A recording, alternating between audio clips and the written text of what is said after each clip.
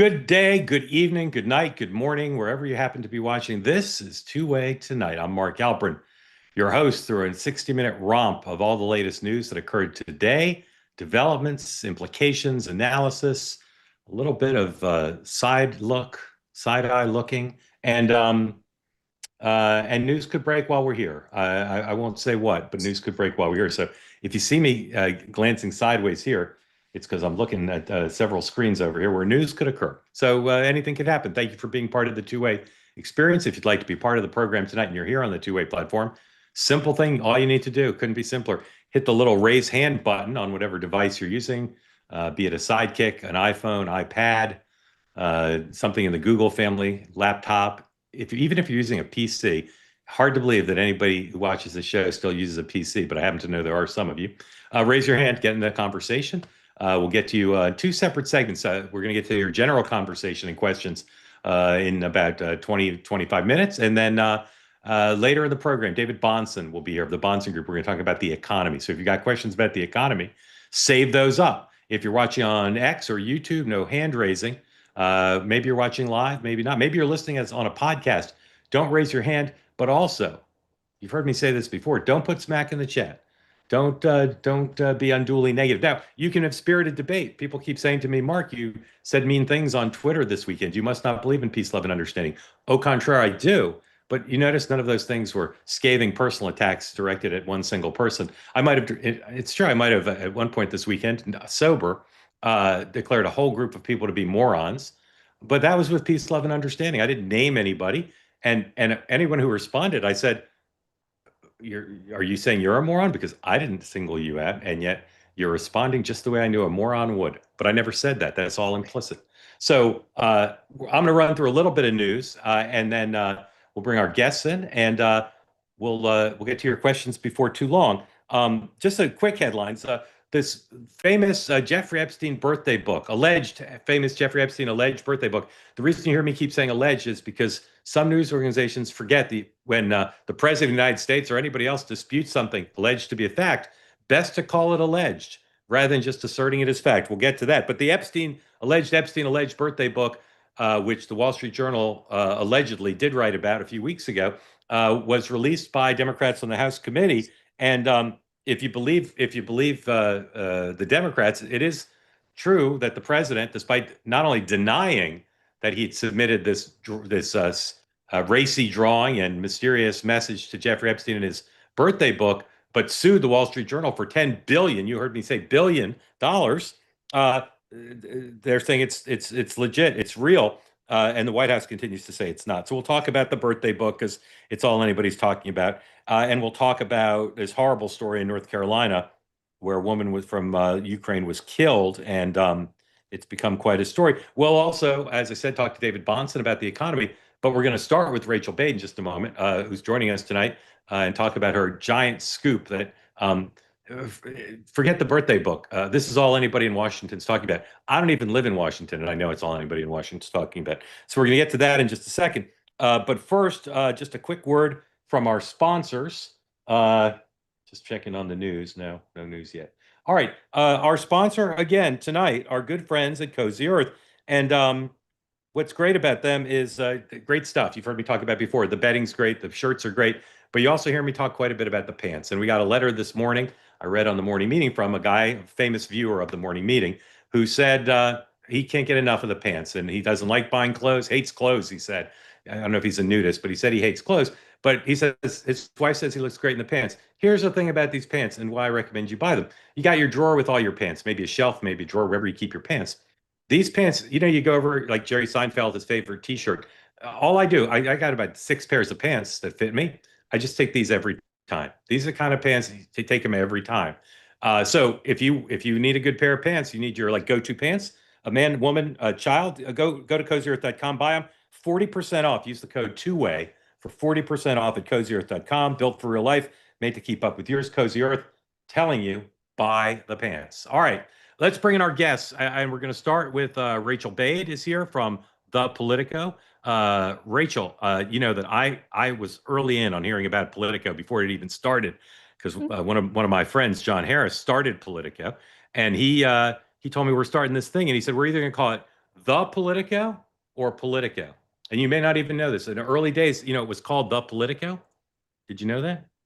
Um, yes, I did. It's like the Ohio State, right? Which I'm It from is like the Ohio Ohio, State, so but the then they dropped it, Politico. and I said I hate the word Politico, but it's a much better name than the Politico. Rachel's here, as is the Honorable Nina Turner of the great state of the Ohio State, and Emma Morris, Canada, by way of Brooklyn, or maybe it's vice versa.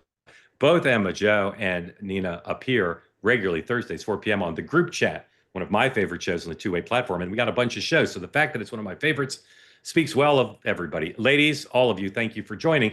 And we'll start with Rachel's scoop. Rachel, I'm not even going to be able to try to do it justice. What did you report on the Politico this morning? Basically, that Treasury Secretary Scott Bessent has a temper. We know he and Elon Musk got into it in April, right off the Oval Office with a shouting match. Well, I followed up on that with reporting from last week on Wednesday night. He threatened to punch Bill Pulte, who heads the Housing Finance Agency, in the face. You might ask why, and the reason is because he had been hearing that Pulte has been saying bad things about him to Donald Trump. There's a bit of a turf war going on between the two of them over Fannie Freddie and the privatization of those mortgage giants. But look, it was a fancy party. I can tell you here in Washington, a lot of people have been at Twitter about this new club that was opening that night called the Executive Branch. You have to pay $500,000 to be a member of it. It's basically the ultra rich from MAGA world all coming together, people from the White House, top Trump officials. And it was a big birthday party too for one of the All In podcast hosts. And in the middle of that, during cocktail hour, people were gathering while they're having their drinks, waiting for dinner. And Pulte and Bessent ran into each other, and things unraveled from there with Bessent threatening to punch him in the Yeah. face. Now, the corollary to don't put smack in the chat is don't talk smack about Scott Bessent to the president, because if Yeah. Scott Bessent finds out, he'll threaten to punch you. Nina, does this is a great story. Just Rachel framed it very well here in her piece. But does this story have any cosmic significance, Nina? All the violence. This cabinet is, I mean, they're violent. National Guard. Right. You took the words right out of my mouth. These people, you need to be locked up. Lock them up, throw away the key. Or put him on a stage. I mean, Trump Yeah, likes a fight, right? yeah. Like put him in a wrestling pen. Emma, now reporters are not allowed at this club.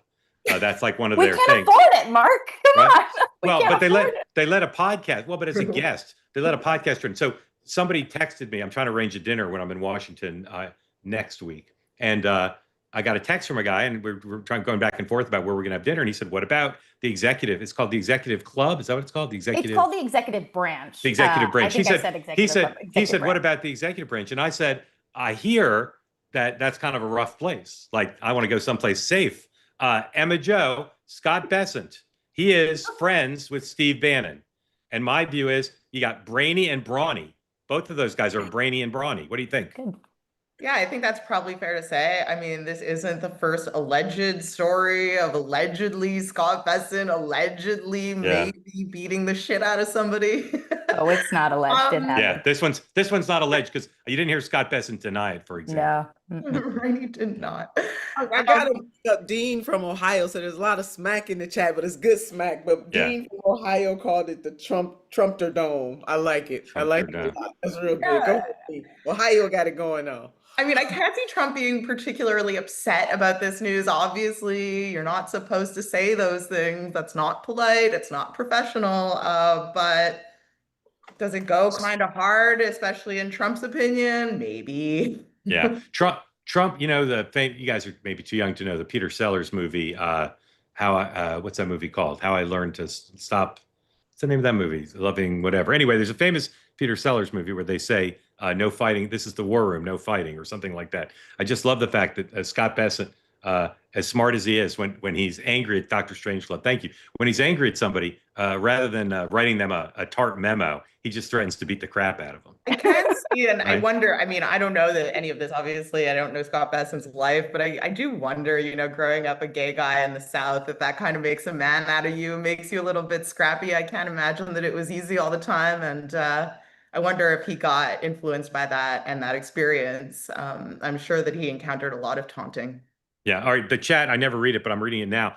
Gentlemen, you can't fight in here. This is the war room. That's the line from Dr. Strangelove. All right. We'll move on from this, but Rachel, congratulations. Awesome scoop. And if you haven't read her story yet, Politico, no paywall. They might want your email address to read it, but I recommend Rachel's story too. It's a brilliant story, well told. And again, multiple sources, no denials. That happened, ladies and gentlemen. All right. Epstein birthday book. Number one, please. The Wall Street Journal, which broke the story originally, but did not print an image of it, didn't really explain what they saw. Epstein birthday letter with Trump's signature revealed. The Journal, which is under a suit from the president for $10 billion, they're not hedging. They're not saying alleged in that headline. Here's the Associated Press, the Family Wire. This is number, where's this? You know where it is. Show me number whatever with the Associated Press headline. You're going to demand I tell you the number, aren't you? Number 4. Number 4, please. Yes, number 4. Associated Press also, no alleged Trump note to Epstein that he denies signing is released by Congress. Here's the image, number 2. You may want to avert your eyes if you don't like drawings, badly done drawings or whatever. There's the drawing, and again, it's got this little fake dialogue in it. I can tell you that Donald Trump did not typeset that back then in particular, even now. So he may have dictated it, but he didn't physically do it. Now, you see at the bottom, there's his alleged signature. Here's Taylor Budowich, the White House comms director, deputy chief of staff, number 3. He went on Twitter, as did the press secretary, all celebratory, and said, see, it's not his signature. I got to tell you, I looked at the signature in the alleged birthday book, alleged letter, and these, I just don't see them that different. I'm surprised. Maybe I'm not good at seeing things. As I said, Caroline Levitt said, bring it on. This proves it's a fake. So show of hands, lady. And if you're uncomfortable voting in front of others, close your eyes as you vote. Raise your hand. Do you think Donald Trump wrote that thing? Raise your hand if you think he wrote it. If you, I'm not saying you're sure, but you think it's likely that it's his. Anybody raise their hand? Nobody? None of you. I'm asking you 3. I don't freaking know. Like, No? could You it don't be know. All a right. stamp? Rachel Like, what does if know. he Nina, did, you know, like. Yeah. Nina, do you think he was involved in that thing, or you don't know?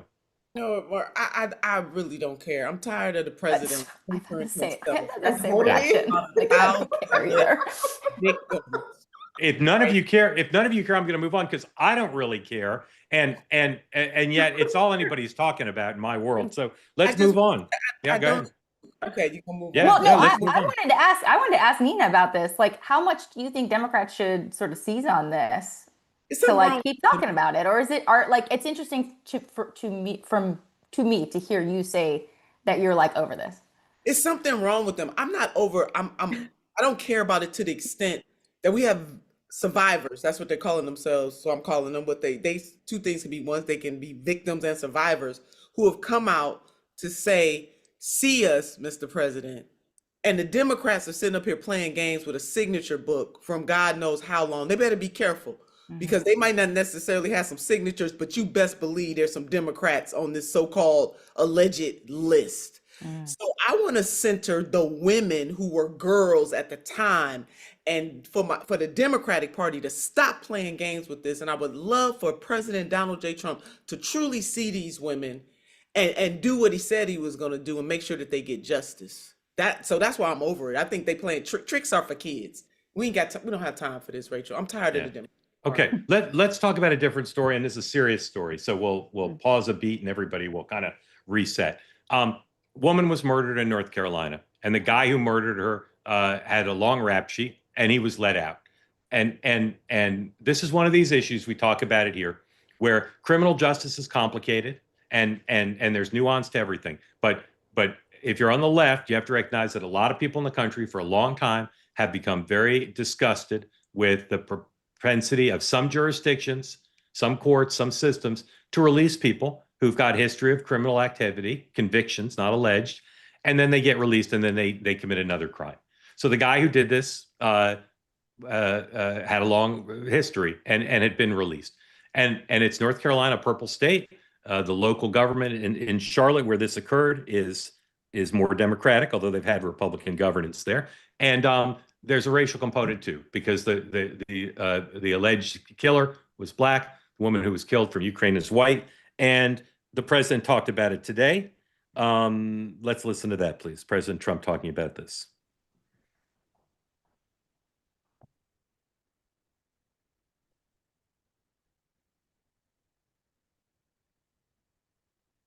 No, is this another one I need to call for? Number 5. Number This is 5, please. Number 5, please. Give my love and hope to the family of the young woman who was stabbed this morning or last night in Charlotte by a madman, a lunatic. Just got up and started. It's right on the tape. Not really watchable because it's so horrible, but just viciously stabbed. She's just sitting there. So they're evil people. We have to be able to handle that. If we don't handle that, we don't have a country. So this did not just occur, but the surveillance video just was released, and it's horrifying. So we like to say two-way, these are conversations like no other. And that can mean a lot of things. I'm wanting now to have a conversation about all the multiple dimensions of this like no other. That I wouldn't hear anyplace else. So Rachel, I turn to you to kick us off and just talk about what to you is important to discuss about this. Yeah, I was gonna start with Emma Jo because there's been a lot of conservative sort of commentators talking about how the media is covering this. But I actually, since you were talking about how this guy was a repeat offender, just start with Nina here because there's a lot of there has been a lot of support in Democratic circles for various sort of decriminalization efforts, over the past few years. What should the Democratic position be on repeat offenders to make sure something like this doesn't happen? Like, what is the position? How do you address this to make sure communities are safe?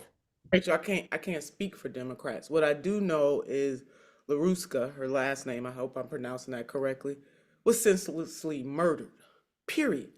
And unless people are going to say that this is a hate crime based on race, I don't know why we bring in race and ethnicity into this.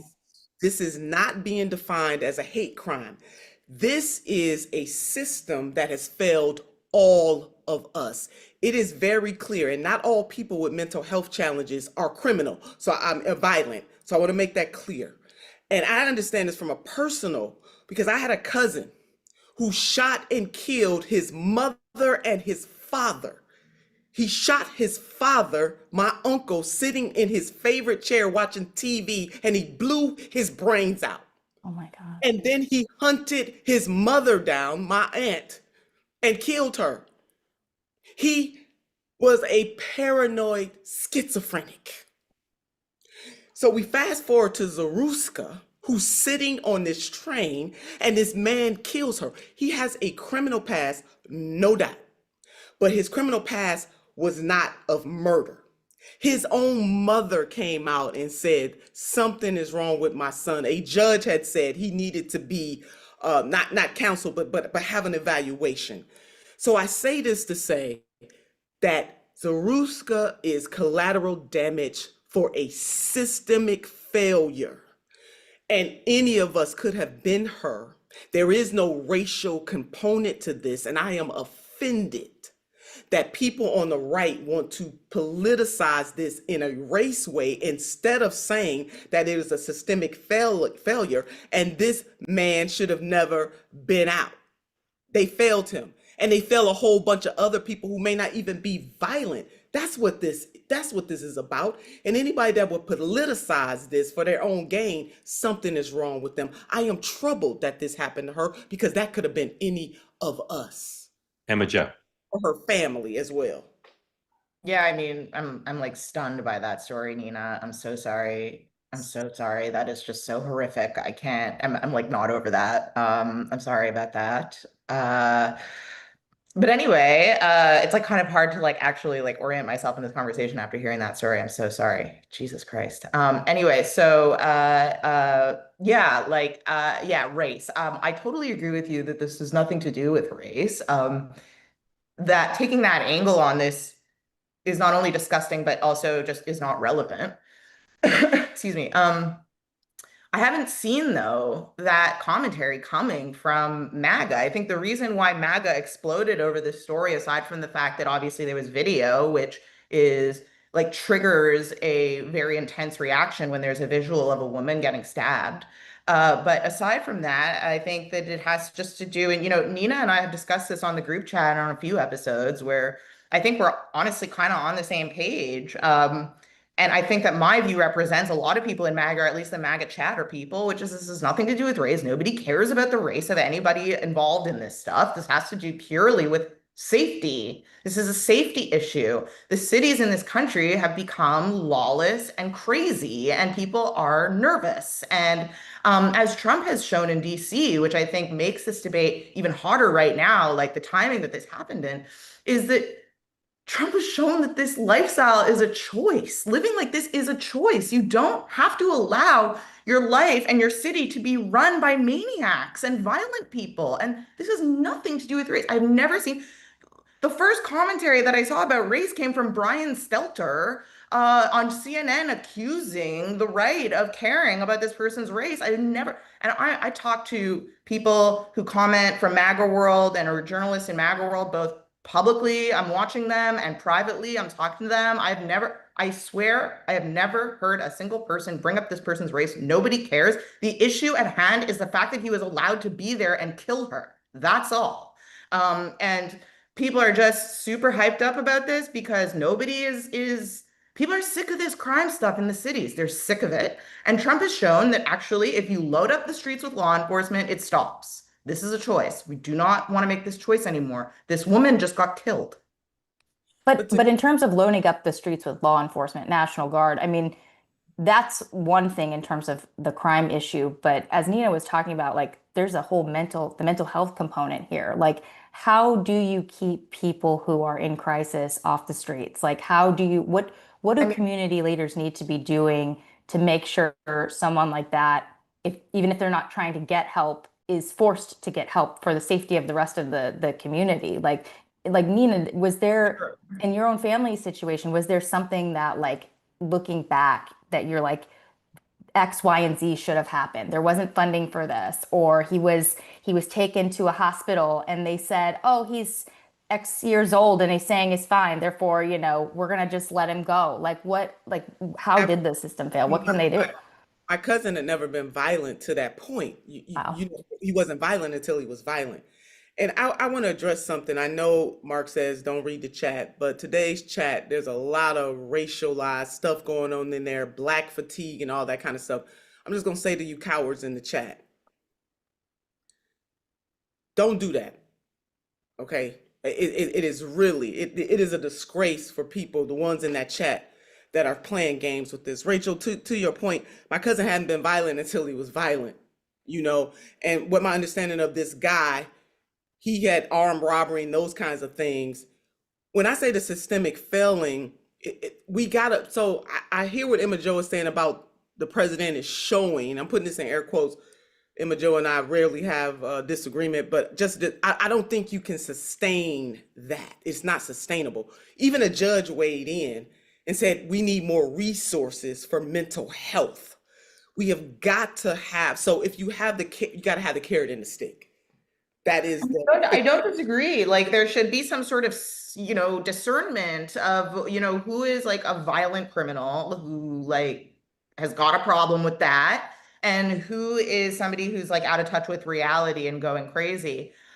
I don't know that I think that this particular case is a guy who has lost touch with reality and has gone crazy. I mean, exhibited probably firstly by the fact that he chose a vulnerable target. He wasn't erratically just attacking anybody he saw on the bus. He saw a vulnerable target and killed her, which requires making a calculation and an assessment that I would think takes sanity and ability to think and process. But leave that aside. I agree that you need to I agree that we need to discern, but making that distinction, like hemming and hawing over that distinction, in New York, you see it all the time, where there are people who actually are clearly insane on the subways, wilding out, and everybody just kind of has to keep their head down and not make eye contact and hope that the person doesn't do anything violent, right? You don't make that assessment in like by leaving them. I don't know what we do. I'm not like a criminal, like sociologist, but I think that I just keep getting back to that thing where it's like, it's a choice. I don't know how we make that delicate assessment, because obviously these are free people. Okay, hold on one second. It's kind of like to know it when you see it. Hold on one second. If you want to be in on the conversation on this topic or any other, but we maybe stay on this topic if you wish, please raise your hand, and I'll turn it back to Rachel, and we'll start to call on folks. Go ahead, Rachel.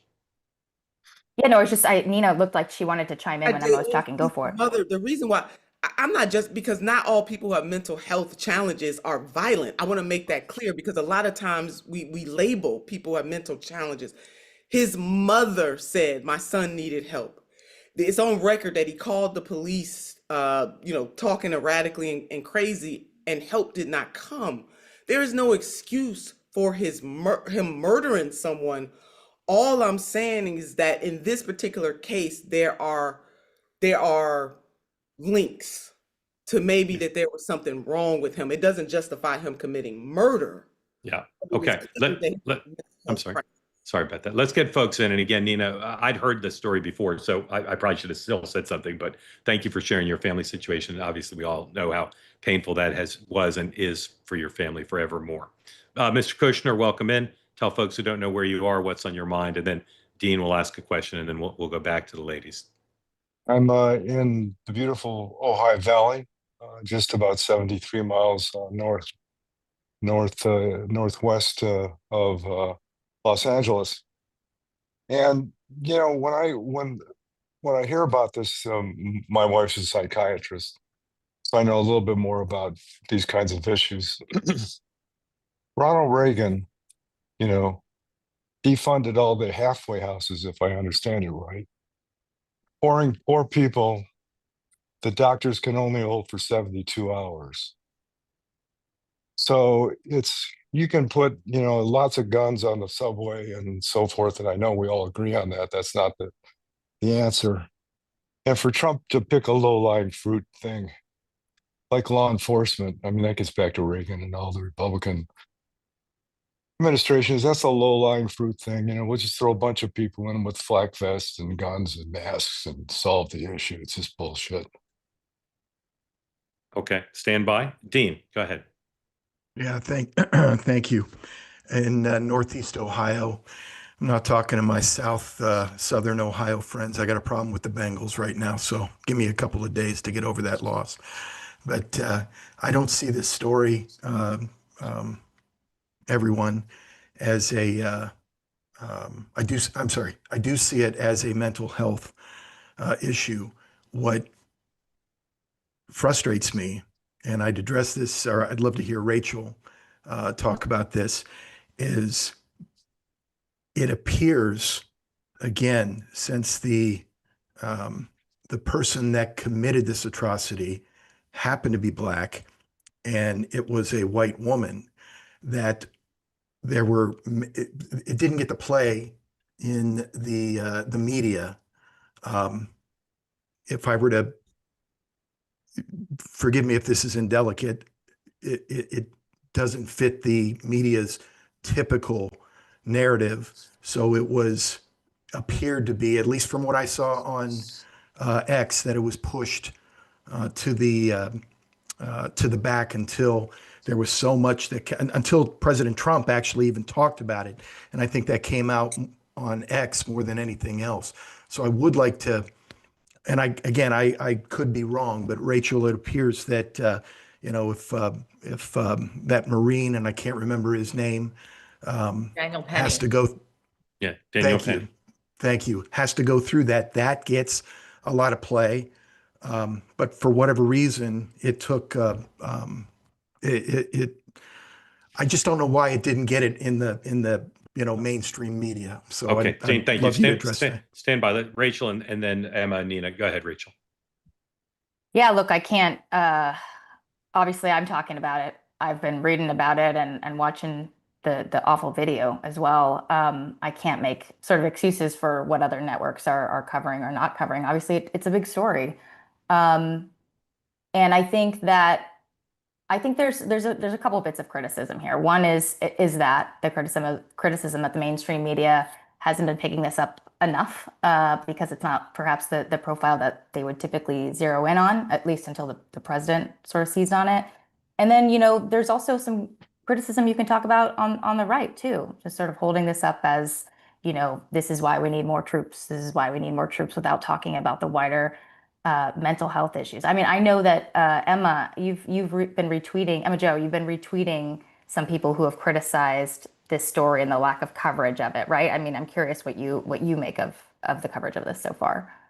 Yeah, I was actually just like while you were talking, not that I wasn't listening, of course I was, but I was trying to see if the New York Times had covered it and what their like just top line framing was on it. But as far as Yeah. I've seen, and again, like I could be like algorithm like brain poisoned, but I have seen a lot of criticism of right-wing commentators being upset. And it's Oh, like, that's right. I remember that was your criticism. Go ahead. yeah, Sorry. and it's like I think we're a little off-piste, but naturally this keeps happening where the legacy media keeps falling into this trap where somehow it has to be Republicans pounce on a completely legitimate issue to pounce on, which in turn makes them look elitist, out of touch, and not focused on the lead. But that has been the coverage that I've seen, and then I've seen coverage of that coverage, which has just been like outrageous. And again, you don't have to cover this from a racial angle. Nobody is. Right, You can but cover it. let's ask the question, which may be so obvious that people are going to think I'm a knucklehead for asking it. There are lots of crazy people who kill innocent people in this country. Happens a lot, right? So why is this getting coverage? We know partly it's getting coverage because there's the video. But on the merits, just because there's video, we know that the reality of life is that's going to get covered more. But that's not the only reason it's getting covered. So I'm just wondering not why it's getting covered. What warrants this being covered? Not why is it being covered? What warrants this being covered? What elements of it? Nina, what element or elements of this warrants it? Is it that he should have been incarcerated and he wasn't? Is that what warrants it being covered? That's part of it, Mark, but race is animating this as well. No, but we agree race shouldn't be a justification for government. I'm not asking why should it be covered? Not why is it being covered? Why should it be covered? Yeah. I mean, more than crazy person, mentally ill person A murders person B. Should it be covered? Be covered more than any other. It shouldn't be. How about the fact that she was from Ukraine and she'd escaped dying there? Does that make it more worthy of coverage? Probably adding to it Yeah. as well. Yeah. But again, I'm not, again, I'm asking should, not is. Oh, no, no, because I mean, too many tragic murders happen every day, all day, and they're not getting this kind of covered. It's because the president weighed in on this, but he doesn't weigh in on everything, in the same way. What is his rationale for weighing in on this? Well, part of his rationale is political because he's going after Roy Cooper, who's running for Senate. So certainly the president, at least partially, is interested in the politics. Rachael, if you were running a newsroom, why would you tell your reporters this warrants coverage? Well, I mean, you mentioned the video element. I mean, it's a murder in broad daylight on video. It's crazy. And I think, obviously there's a lot more, cameras everywhere these days. We're going to see more of this as time goes on. But I mean, in my view, this sort of is exactly the type of thing that people are terrified of when it comes to crime, right? You have a totally innocent bystander coming in, minding her own business, being on her phone. That could be anyone just walking onto the subway and going to work. And she died. She got stabbed. It's all there on video. I mean, that is why this is getting coverage, because it perfectly encapsulates the fear that a lot of people fear right now when it comes to their communities. Okay, let's welcome in Jen. Jen from Oklahoma, go ahead, please. Well, I think that part of the reasons this story resonates is that it's happening on mass transit. I think that's a place where people are particularly vulnerable on either, trains, buses, or at the stations. And I think that's an area that's concise enough that additional security is something that wouldn't be that difficult or that expensive. I mean, it's not a whole city, it's a very contained area. So that's really what I want. Jen, thank you. Emma, thoughts on that? It's interesting. Yeah, that maybe. I mean, I don't know. I'm just thinking kind of as we're talking, I don't know why every single person who voted for Trump voted for Trump, but I think that Trump kind of came up on a wave of a feeling that's a broad feeling. And the feeling is the following. I get to be a gig economy worker. I get to never own a home. I get to live in a country where illegal immigration is rampant, where I perhaps don't have anybody around me who shares my values or shares the values of the country that I grew up in. And I can't walk down the street or take a bus without running into a crazy person screaming and slash or being violent. I think it's like 4 or 5 things that really you notice every single day. And it's extremely frustrating. And I think people are reaching a boiling point. Yes, I think that part of it is the bus. There was a time in this country where as an American citizen, you could just step onto a bus, ride it, get off, and live a normal life. And that way of life is decaying, and it's decaying in small ways and big ways. And this is just this example of it on video where you watch a woman get murdered. And it's like, can we not live in a country where that's like a thing? Like, Jen, that's what thank people you. are begging for. Jen, thank you. Great question. Nina, thoughts on the public transportation piece? Yeah, I mean, Jen brings up a good point. I mean, Emma and I have these sidebar conversations all the time. This mythical America, though, I got a problem with.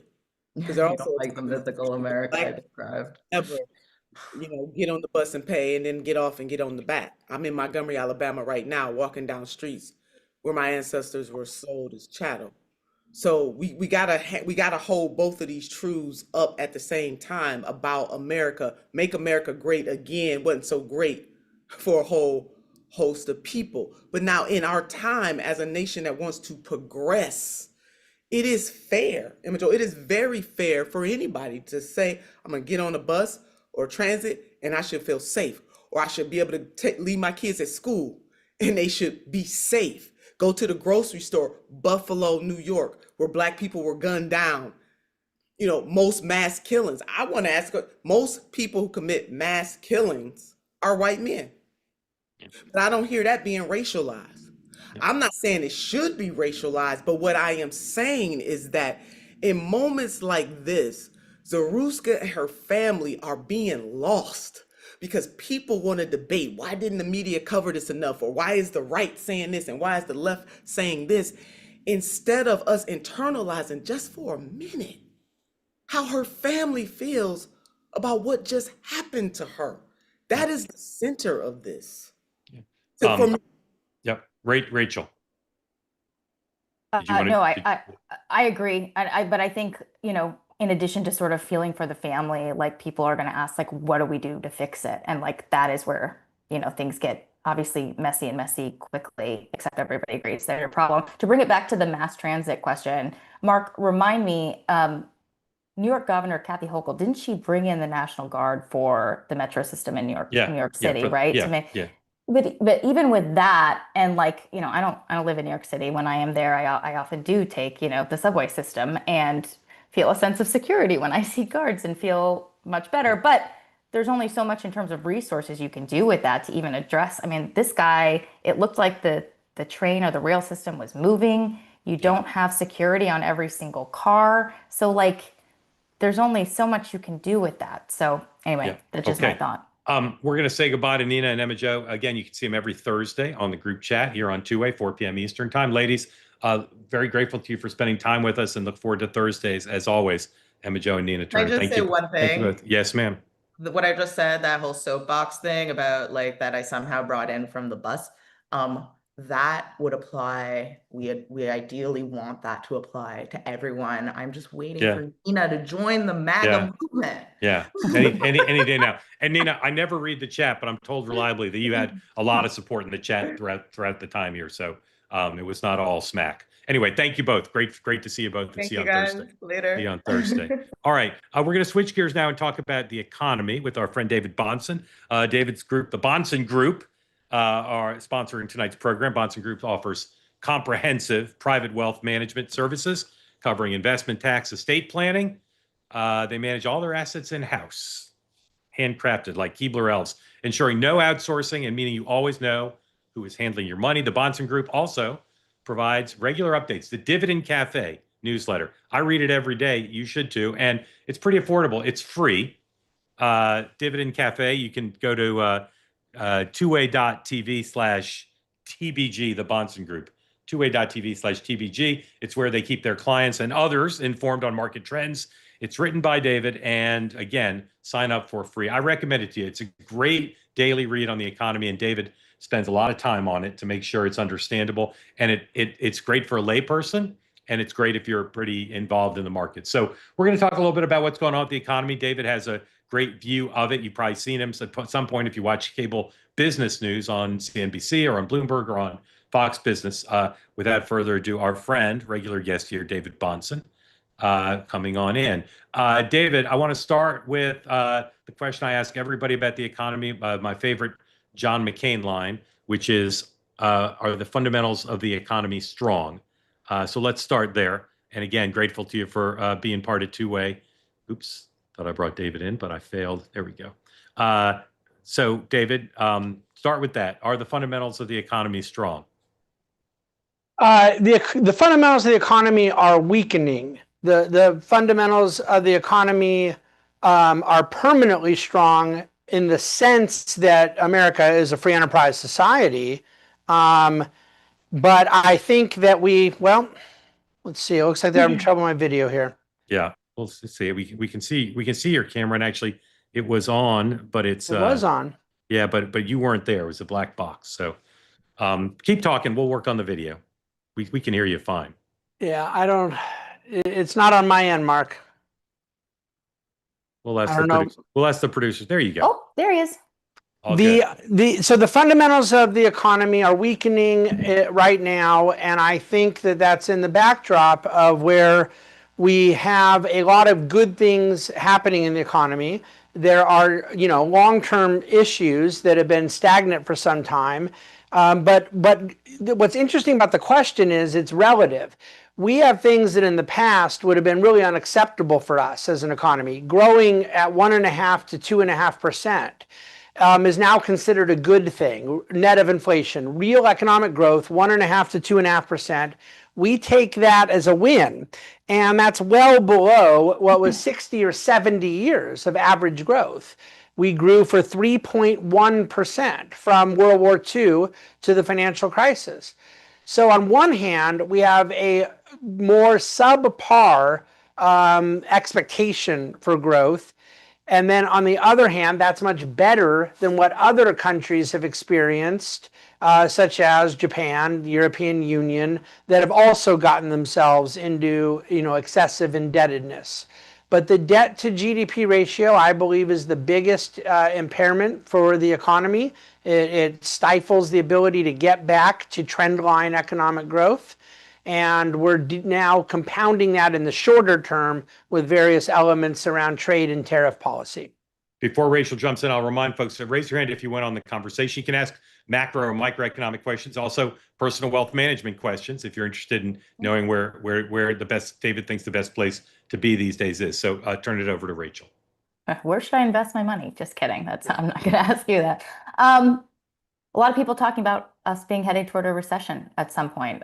More so earlier this year, it sort of went away. Is that something you worry about?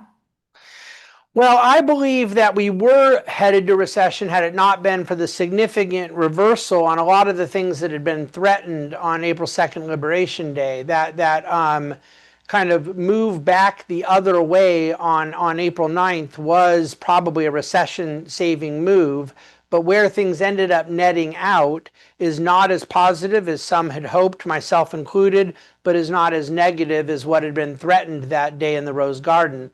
And the reason I think it was headed to a recession was the substantial amount of uncertainty it had created, I thought was going to lead to a total boycotting of activity in capital goods orders, capital investment, hiring decisions. And when they kind of gave a little bit of relief throughout the summer, it meant that there wasn't a total boycott, that there was still some activity, but it was clearly compressed activity. And it's absolutely clear as can be that hiring was compressed.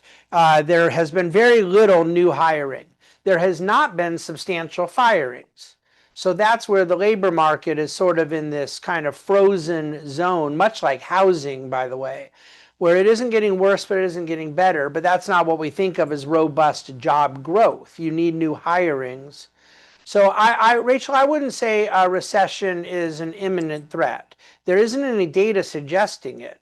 But I would say that very mediocre economic growth is not only a threat, but a likelihood. David, go ahead, Rachel. Go ahead. Oh, I was just going to say a lot of people who are watching right now probably concerned about prices and inflation. I mean, that seems to be the number one issue over and over again when you look at polling. Can you talk a little bit about just like grocery bills? Like, what should we expect? Like, if Trump continues on his current, the current tariffs projection, there's been a lot of people talking about, okay, companies are going to pass it to consumers. And we've seen that a little bit, but some people suggesting maybe not as much as they anticipated. What should people expect in the next year before the midterms on prices, given where we are right now? If you're a politician, you want there to be anything other than price increases. But if you're a consumer, a wage earner, an economic actor who's not running for election, as ironic as what I'm about to say sounds, I know that I'm right. You're going to wish that they passed it on to the consumer, because the fact of the matter is that the worst outcome will end up being those items that are not passed on the consumer, that leads to a decline in corporate profits, that leads to an inevitable decline in hiring, wage growth, capital investment, business investment, the factors of production that drive our economy. And so this is one of the most frustrating things for me about the entire tariff conversation is it's understandable, especially after the politicization of the Biden era inflation. And grocery bills are what people feel, and I get that. But the tariff issue is more complex than that. There are some items that prices are going higher because of tariffs. They already have. There are some items that prices won't go higher. But that will not mean that it's a victory for the policy. If the choice is between prices going higher or corporate profits declining, and people say, good news, they passed this on to consumers. They didn't pass it on to consumers. They absorbed it with declining profits. There is absolutely no way that doesn't lead to decline in factors of production. That means it's slower, but it will be disinflationary for all the wrong reasons. It will be downward pressure on economic growth. So when people say you're not giving a straight answer, are tariffs inflationary or not? The reason I'm not giving a straight answer is there isn't a straight answer. There's a term in economics called price inelasticity. Coffee, people are going to buy. Starbucks has an ability to pass on that expense to some degree. The coffee inflation that importers are dealing with right now is astronomical. I say that as an investor in several coffee companies. But there are plenty of items that don't have that pricing power and which corporations cannot give up market share, and therefore there will not be inflationary. They will lead to decline in profits. That leads to decline in hiring and other elements of job and economic growth that will be very bad. So I know it's a long answer to your question, Rachel, but it's the right way for us to think about it, is we're trying to pick which disaster we want, a hurricane or earthquake. I believe both of them are bad, whether it's price escalations or decline on economic growth. All right, I was going to ask you about markets, but let's just go to questions from the community. Start with Dexter. Dexter, tell folks where you are. Question for David Bahnsen. Well, thank you. I'm in New Hampshire and happy to join you again this evening.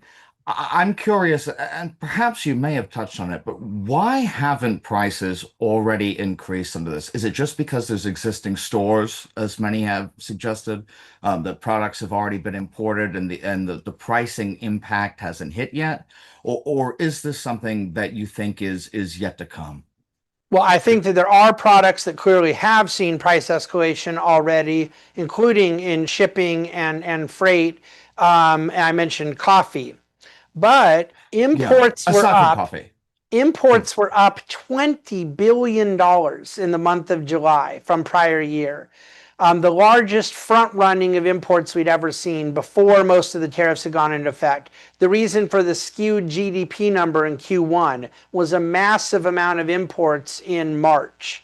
So we've seen what is the most classic case of front running twice, once before Liberation Day and once on the little pause of Liberation Day that the administration put into effect, that has substantially skewed the need to go about passing those prices on.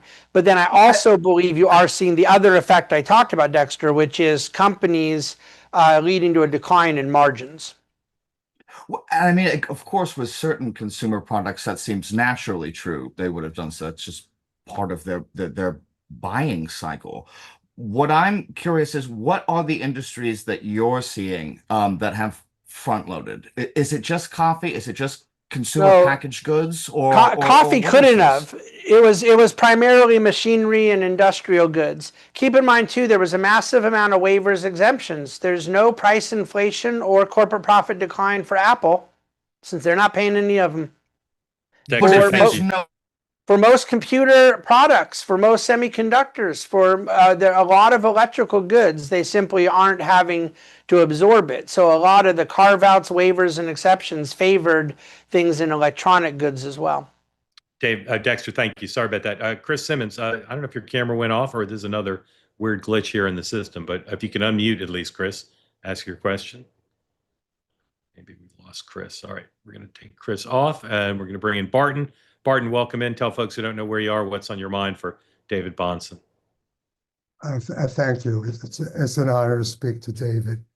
I was very glad that you pointed out that some companies are going to eat the tariffs, thereby decrease earnings and decrease their hiring. Point I was trying to thinking about, if the Fed cuts interest rates because the job market has been a little weak, I'm afraid that what's going to happen is long rates are going to keep going up because cutting interest rates might be conceived as spiking inflation. And what Trump wants are long-term rates to come down. And I see stagflation as a scenario. When the Fed cuts rates, there's going to be more concerns about inflations. You're going to see widening of the yield spreads. And I think banks are probably one of the few sectors that will do well. And in terms of specific stocks, I recommend shorting Hood because Robinhood is selling at a 52 multiple, 13 times book value, and it jumped up like 17 points today just because it got added to the S&P 500. So I'm recommending all of my friends to buy a 115.80 November 21st put spread for $8.50, just for fun. David. Martin, the issue about bond market yields is, and the idea of the long end going higher, and I think you may have accidentally used the term continuing to go higher. Yes. Or it may be that you're saying continuing to go higher because you hear the media say it all the time. Except for the long end has done nothing but go lower for the past month, 2 months, 3 months. It's one of the most bizarre things I've seen since the tariff issue is how a narrative that anybody with CNBC.com, Bloomberg, I mean the most pedestrian of retail websites could see is untrue, get repeated over and over, that we have the bond market going down and yields going higher. The 10-year today is barely holding at 4%. It is down over 20 basis points since the weak job market, another 4 basis points today. The 30-year is all the way back down to 4.69. So yes, the Fed can control the short end. The Fed can bring the lower end down. That will happen. There's still a lot of room to go there because the market is still higher. The Fed is still higher than where the market is. But on the long end, I would suggest that people are going to hope that the long end goes higher. Because right now, what I am seeing is the bond market telling you it's not inflation you have to worry about, it's nominal GDP growth. That we are simply not going to get the economic growth that the administration needs, that the country needs. 4% right now on a 10-year is not factoring in inflation, it is factoring in weak economic growth. I think inflation is going to go up. And I think the huge amount of debt we have to bring to market is going to cause interest rates to rise.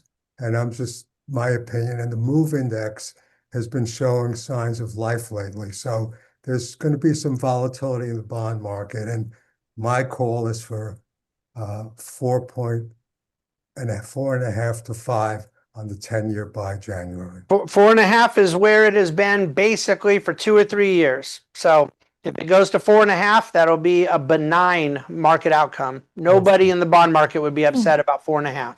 Barton, thank you. Thank you, Barton. Rachel. Just a quick question for you. I saw somebody bring up in the chat, David. There's some suggestion that the Supreme Court could knock down Trump's tariffs. Yeah. And some have speculated that that actually could have a negative effect as well if all of a sudden they disappear. Can you talk about that? Well, they won't disappear is the issue, and it certainly wouldn't be a negative effect, but I have seen some of that coverage too, and I accept it might add a certain degree of instability. The Wall Street Journal did run a story a little over a week ago as to why they thought the Supreme Court is highly likely to rule in the administration's favor. And I believe it was my friend Mark Halperin who said he's not so sure he agrees with that assessment. And I'm definitely not so sure I agree with it, but I don't trust myself to distinguish between what I believe the court ought to do and what I believe the court will do. The appellate court ruling was the right ruling on a matter of law, and I hope that by a 5-4 vote, the Supreme Court will uphold it.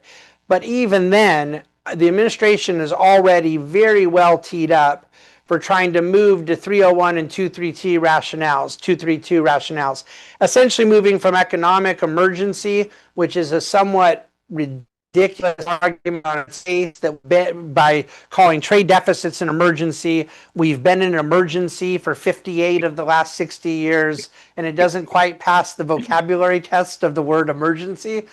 I do think there's a good chance the Supreme Court will rule on the side of the past 2 courts that this is an egregious violation of Article 1 and of the intent of the Emergency Economic Powers Act. But I don't think it's going to matter, because the administration will have a different procedure they have to go through and a longer timeline. And for anything that goes through through 301, they'll end up having to renew it more often. But they intend to just pretextually change the rationale for what the tariffs will be. There are items that will skirt through, that will not fit in. And so all things being equal, for those who favor less tariffs than more, it will be beneficial if the court eliminates that current rationale, which is the most sweeping of rationales. It enabled the administration to use trade deficits as a legal basis to do it. I think it's a coin flip as to what the Supreme Court does. I don't understand the legal aspect enough to get why an appeals court could say something is illegal, which they did, and they're allowed to keep doing it. Yeah. I just don't understand that. Yeah. Because they know they're not the last word. David, tell folks real quick, who should read Dividend Cafe? Like, who's it aimed at, your newsletter? I really believe that anyone who wants a reasonably readable, understandable approach to investment market should read it. I think we have a lot of very sophisticated investors who read it, and a lot of newcomers and novices. I want people that are interested in learning more about the economy to read it. I'm a center-right conservative who doesn't hide my political views, but tries to write with a certain objectivity as to what I think it means in investment markets, call balls and strikes. So to me, it is not meant for only very sophisticated or wealthy investors, but nor is it meant to be a kind of investing for dummies piece. I think it's for those who want to learn more and hopefully do so with peace, love, and understanding. I don't just read it for the jokes, but the jokes are very good. Sign up for David's newsletter. It comes out every day. It's absolutely free. tway.tv/TBG, the Bahnsen Group. tway.tv/TBG. David, always glad to have you here, and honored to partner with you for the time you're back with us. So thank you. Thanks, Grateful Mark. to you. And thank you, Rachel, for being here as well. Again, if you haven't read Rachel's giant scoop about Scott Bessent laying down the law with Mr. Pulte, it's got spicy language in it. So it's not even PG-13. It's somewhere between PG-13 and R, whatever that is. I recommend that to you, too. Grateful to you for watching, being part of the Two-Way community. I'll be back 9 a.m. tomorrow. Sean is back. Dan will be here. Dan just was walking down the street in Washington, D.C. moments ago behind one of our regular guests. And guess what happened? our regular guest was watching, our community member was watching the two-way tonight, and we got a nice photo of Dan walking right in the shot, because that's what happens in Washington. Thank you all for being part of the two-way community. We'll see you at 9 a.m. and back here in 23 hours on this program. And again, thanks to Emma Jo, Nina, Rachel, and David. Have a great night, everybody.